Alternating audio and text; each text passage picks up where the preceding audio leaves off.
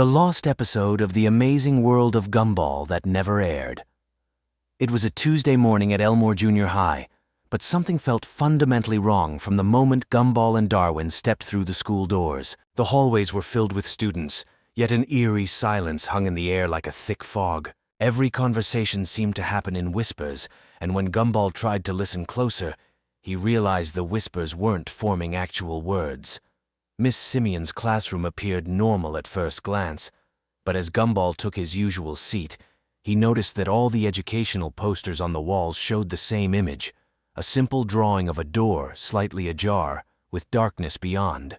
Darwin pointed this out with growing concern, but when they looked around to see if their classmates had noticed, everyone was staring straight ahead with identical blank expressions. The lesson began normally enough, with Miss Simeon writing equations on the blackboard. However, as she wrote, the numbers began to change on their own, rearranging themselves into patterns that hurt to look at directly. Gumball blinked hard, thinking his eyes were playing tricks on him. But when he opened them, the entire blackboard was covered in those same door drawings. During lunch break, the cafeteria felt like a theater where everyone was performing the same play. Students moved in perfect synchronization, lifting their forks at exactly the same time, chewing for precisely the same duration, and swallowing in unison. The food itself looked normal, but when Gumball tried to taste his sandwich, it had no flavor whatsoever, as if taste itself had been drained from the world. Darwin suggested they visit the library to find answers, but when they arrived, every single book contained the same story. A tale about two friends who discovered that their world was slowly being erased, starting with the small details that no one would notice at first.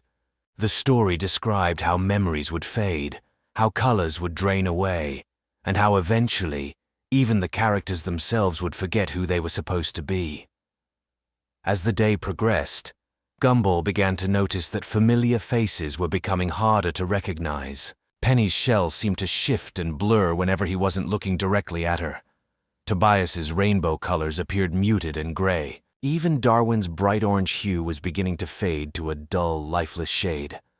The final bell rang, but instead of the usual chaos of students rushing to leave, everyone filed out in perfect silent lines.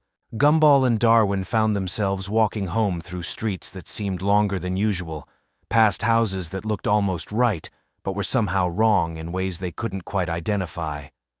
When they reached the Watterson house, Gumball's family was there, but they spoke in voices that didn't quite match their personalities. Nicole's caring tone felt hollow and rehearsed.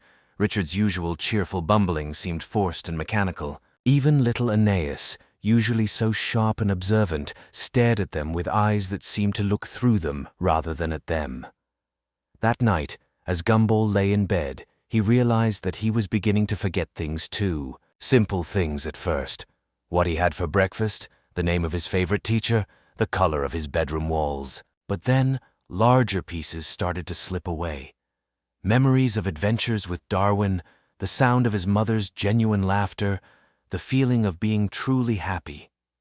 Darwin appeared in his doorway, but when Gumball looked at his best friend, he saw that Darwin's features were becoming indistinct, as if someone was slowly erasing him with a cosmic eraser.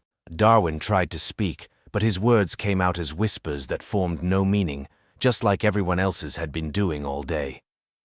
As the episode drew to its close, Gumball found himself standing in his living room, but he could no longer remember why he was there or what he was supposed to be doing. The house around him was fading to white, and he could feel his own memories, his own sense of self, beginning to dissolve like sugar in rain. The last thing he remembered was the sound of a door closing somewhere in the distance, and then everything became perfectly, terrifyingly quiet.